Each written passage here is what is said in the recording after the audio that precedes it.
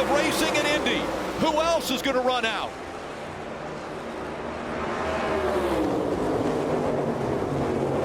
And a wreck in turn one. The caution comes out. There'll be another restart. Yeah, for the fourth time today, we've seen a big pile up on the restart. John Hunter Nemechek involved in the 42.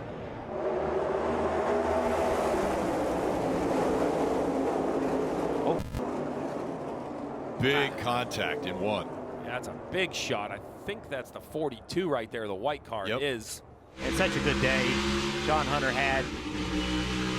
Just a block, another block. So Nemechek made a very late block getting into one. Between pit road and the outside wall. Yeah, so here comes Hemrick. And yeah, he just, Hemrick couldn't get slowed down like Nemechek expected it that he could. They were on corner entry as well. Yeah. Which makes it even that much harder to gauge it. You see the red on the NBC logo. The cars have been stopped on the front straightaway. Glancing blow off that inside wall. And the red flag, I don't believe, has anything to do with fuel load. That NASCAR's not really ever done that. Just this track is so. Pack's in trouble. They're gonna have to make another plan or commit to running as long as they can. But these guys the wreck Trouble here, turn guys. 3. It's Bubba Wallace and Eric Jones. Oh my goodness. That's exactly what happened. You couldn't do that. They were single file. Yeah, the air cleaner is completely off of Eric Jones's car. Now, this is the group, the Toyota group, guys. They were single file driving off, as Kevin was talking about, getting into turn 3. What in the world? Denny Hamlin is in it, down in the apron. You see, starts with the 42 car into the 23. Well, see him move up. The 23 actually gets in it. And Jones, and then they start moving around, stacking them up. I'm sorry to interrupt you, but what we were talking about earlier, over that tunnel, you see the back of those cars moving around. Look at that. See the back of the cars moving around, and as they're moving around, they come down and they're all connected in a they're not lined up, I guess is the best way to put it. It just gets them out of whack. Now Denny Hamlin was to the inside. Somebody must have slid down into him off the banking. That is a good plan gone wrong. Good Lord. Well, let's watch for Martin Truex.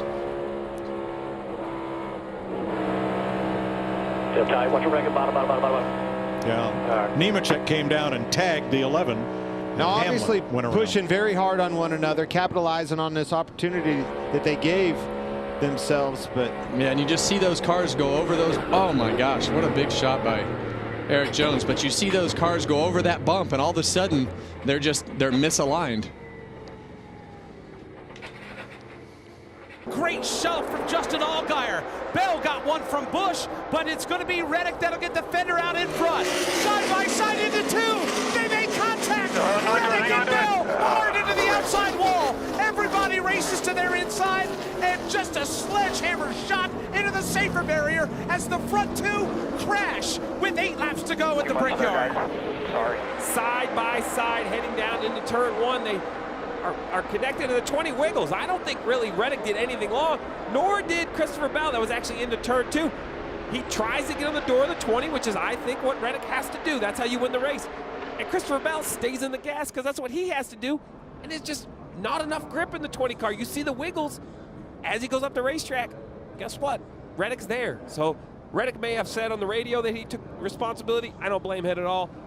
I'm blaming the 20, but it's not like he meant to. He just lost control of his car down there at the bottom. Really very similar to what we saw a little bit ago with Austin Cindric and Brandon Jones, right? Car on the outside, kind of takes the air off the car on the inside, and on the inside. Into the wall, the 17 of Ricky Stenhouse Jr. Fire underneath that car. He's up against the top of the fence up there. Caution is out. It's like another left rear flat. Already backwards. Wow. Man, I don't know. It's like he didn't even have any brakes. It was going so fast. Hard hit. That was a huge hit. I don't know if the tire went down. It took the brake line off. I mean, that thing was screaming fast. Yeah, if the tire failed right on corner entry, it would just be no way to get the car slowed down. Wow. Watch how quick the window net comes down. He knows that car's on fire. Well, yeah, I know this is spectacular. He's getting himself ready to get out. The fuel cell's in the back of the car, and there's now a rubber bladder that, so in instance like this, where an impact like that, they want to make sure the fuel stays inside. Be on that inside, that outside line's where you want to be. If you can't make the passes or clear to make the pass, oh, that's tight right there. There he goes up the track, Custer, and he turns Bowman into the outside wall. They clip Briscoe, the pole sitter. Hard hit for the 48 of Bowman, head on into the outside wall. Suarez also a part of this accident. Yeah, 4 wide and all of them kind of squeezing together like a funnel. Contact was imminent. Going to slow the field down and stop them. In front of him, 4 wide, Ty Dillon. He goes through, but the 2 makes contact with the 41 Cole Custer. Just spins Cole around, the 48 head on into the wall, just a chain reaction there. Looked like the 35 wasn't quite aware that there were 4 wide. Herbst coming down the track slightly. Squeezed all these guys. You hate to wreck at the back of the field like that too, just Briscoe get it right there at the end. Just an absolute gigantic hit on the 48. But remember, Briscoe had that slow pit stop. We saw it live. Yeah, that's what had him back there. Look at this shot. Unbelievable. The amount of force, 3,500 pounds at 180 miles an hour. And then right through there, you're going to see Briscoe get turned a little bit and slide down to the left. With the better tires, I think he'll get Gibbs. Oh, man, he wins in the wall. Cody Ware's off the track. This will be big. Does the leader take the white flag or will the caution come out? That's the decision. He's going to try to hustle back to the white flag. He's been locking up a lot of corners I see on the TV, so he probably just got a flat spot on the left front. And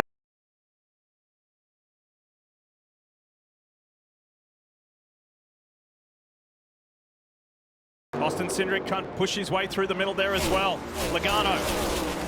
Elliott dove down low in that familiar blue and yellow Napa machine. Oh! Somebody's in the wall! The 54 of Ty Gibbs. He had an issue in the middle of 3 and 4. I couldn't tell what it was. Then it looked like a mechanical issue that continued down the front straightaway. Then in the middle of the dogleg, a hard right turn. Heavy damage to the 54. That was a massive impact. There was some radio communication.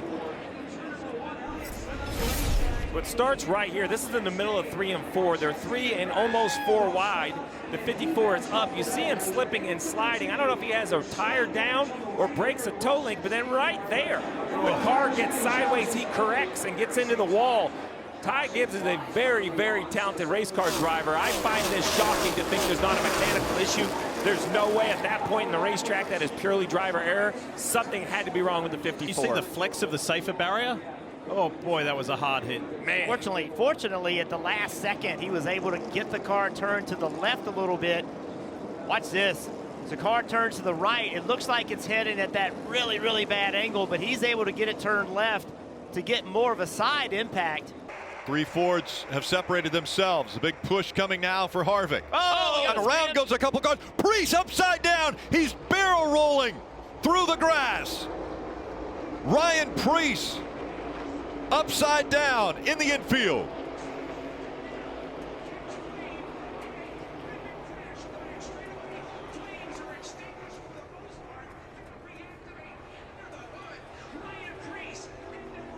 Caution has come out. He's on his wheels.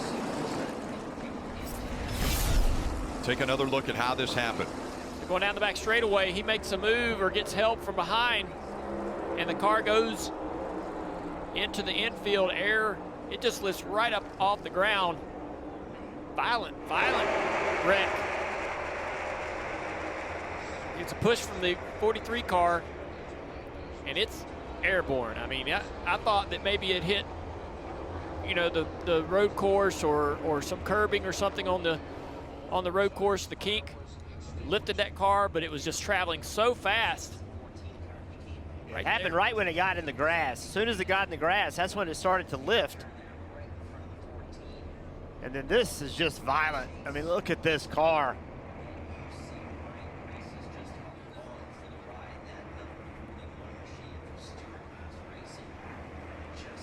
That is Just amazing that something that weighs over 3,500 pounds get in the air like that. It looks like a toy car flying through the air. But as you mentioned, Jeff, 3,500 pounds.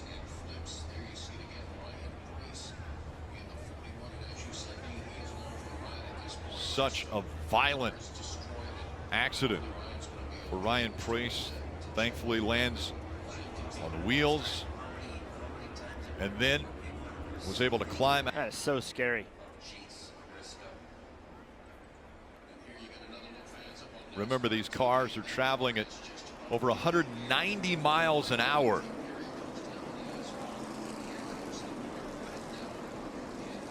We've seen barrel rolls, but when it climbs into the air, I mean, even right there, multiple flips. 10. Every 10 time flips. it leaves the ground. All the dirt and everything that gets inside that car. It's just wild how fast that car was sideways and in position to get airborne. Terrifying. In the UPS car, there was some talk of whether the team could switch points. Whoa, whoa, guys, whoa, whoa. Oh, no. Oh, my gosh. I have never seen anything like that in my life. He hit that wall a ton. Oh, my gosh. Michael's moving around in the car. My goodness, that car just hooked, went straight in. It did that hook and go up the hill, man. And that was a incredibly hard impact into the safer barrier. Look at that safer barrier right there, how it just crushed all that stuff. That is good, though. Oh, no, means it's that great. thing moved. It's great. It's just incredible how hard. Look, I think you're going to see him get loose the minute he turns down into the corner. Yeah, and he's just, man, and that thing just absolutely. I will guarantee you that impact was well over 180, probably 185 miles per hour. We've already seen 199 or better getting in there going straight.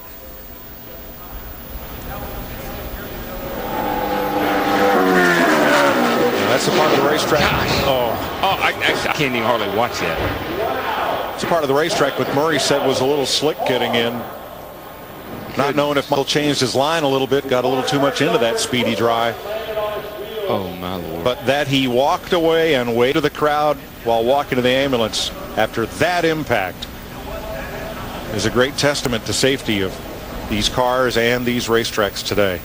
If there's been any fans, if there's been anybody in our industry that has questioned the car tomorrow, ladies and two Eckes down the backstretch, and they have crashed in turn 2, and that will bring out the caution, and that will mean that Corey Heim is the winner. The restart deemed good by NASCAR, and the in a row, I know, and still and he had it before this, before that yellow. Here's the final yellow. Kraus gets into Hosevart, it looked like, and watch this contact. Oh man, that's as hard as it gets. That was big. Man, I'm so glad to see Tyler Hill and also. Yeah, and we're going to see Jesse Love. Can he make it 4 wide, 3 laps in a row as they get down to turns 3 and 4? Austin Hill gives him a big push. Oh, there goes the 88 of Connor Zillage, 3 wide out front. We stay green for now. There's the caution. And who was leading when the caution came out? Here's a look at the incident. Yeah, and Connor moved down to protect the run that the 2 had. The 2 stayed on him, going to push him, and it just ended up turning the 88 around. And what a vicious hit. Gosh, what a big hit for Connor to that inside wall. Better the preferred position. I think Shane might have noticed a little bit there. Power move, turn 6, there's the contact. Van Gisbergen around. Zillage takes the lead. Hard hit for the 9. Caution is out. Oh my goodness. Yeah, Connor ran wide on the exit of 6. I don't think there's any intentions there of getting into the 9 when he came in car. Shane Van Gisbergen. I think you could safely say Watkins Glen and drama as well. Go hand in hand together. Massive impact right there for the 9.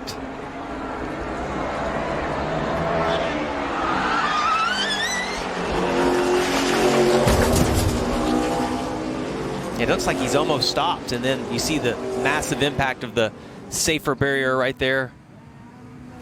Car whips around. All 4 tires off the ground.